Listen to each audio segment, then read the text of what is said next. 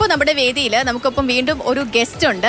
Guest പേര് സാരംഗി എന്നാണ്. അപ്പം ആൾ എന്താണെന്നൊക്കെ ആള് തന്നെ പറയും. ഹലോ സാരംഗി. ഓക്കെയാണ്, സംസാരിച്ചോ. എന്തൊക്കെയുണ്ട് സാരംഗി വിശേഷം?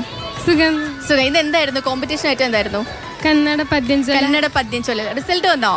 റിസൾട്ട് എ ഗ്രേഡ് ആണ്. എ ഗ്രേഡ് മിടുക്കി. മത്സരിച്ച് സമ്മാനമൊക്കെ മേടിച്ച് ഇവിടെ വന്നിരിക്കുകയാണ്. അപ്പൊ എന്താ കന്നഡ പദ്യം ചൊല്ലെടുക്കാൻ ഒരു കാരണം? എവിടുന്നാ വരുന്നേ? മലപ്പുറം ജില്ല. മലപ്പുറവും കന്നഡയും? അമ്മയുടെ വീട് കാസർഗോഡാണ്. അമ്മയുടെ വീട് കാസർഗോഡാണ്. പിന്നെ വീട്ടില് കന്നഡ സംസാരിക്കാം. വീട്ടില് കന്നഡ സംസാരിക്കാം. അപ്പൊ കന്നഡ ഒരു എളുപ്പമുള്ള ഹാൻഡിൽ ചെയ്യാൻ പറ്റുന്ന ഒരു വിഷയമാണ്. അപ്പൊ നമുക്ക് രണ്ടുപേരും കേട്ടാലോ? ಚಂಡಿಕಾಲಯ ಕಖಿಳ ಜನ ಸಹಿತ ನಡೆತಂದು ದಿಂಡುಗೆಡೆದಿಹ ಮಾವ ಮೈದು ನರಹಾನಿಯಂ ಕಂಡು ಕಡು ಶೋಕದಿಂದುರೆನೊಂದು ಚಂದ್ರಹಾಸಂ ದೇವಿಯಂ ನೋಡುತ್ತೆ ಖಂಡಿಸಿದಲೌ ತನ್ನ ಭಾಗ್ಯಮಂ ತಪ್ಪಾವುದು ಅಂಡಲೆದು ಪಡೆವೆನಿವರಸುಗಳಂ ಮೀರಿದೊಡೆ ಪುಂಡರೀಕಾಂಬನ സായുജ്യമെനകാകലെന്തു നിശ്ചിതനാദനു.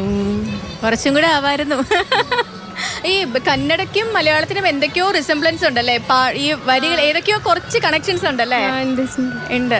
അപ്പൊ ഇത് കുറേ നാളുണ്ടോ ഈ പഠിച്ചെടുക്കാനായിട്ട്? കുറച്ച് ബുദ്ധിമുട്ടാണോ അതോ?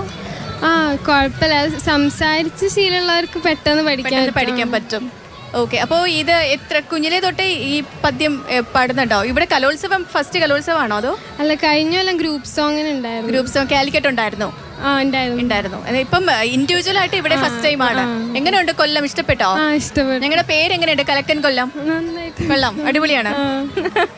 ഓക്കെ. അപ്പോൾ എല്ലാവിധ ആശംസകളും സാരംഗി. പിന്നെ ചേച്ചി നാട്ടിലേക്ക് പോവല്ലേ? ഇനി കോമ്പറ്റീഷൻ ഉണ്ടോ? ഇല്ല, ഇനി കോമ്പറ്റീഷൻ ഒന്നും ഇല്ല. ഓക്കെ, അപ്പോൾ all the best. Thank you.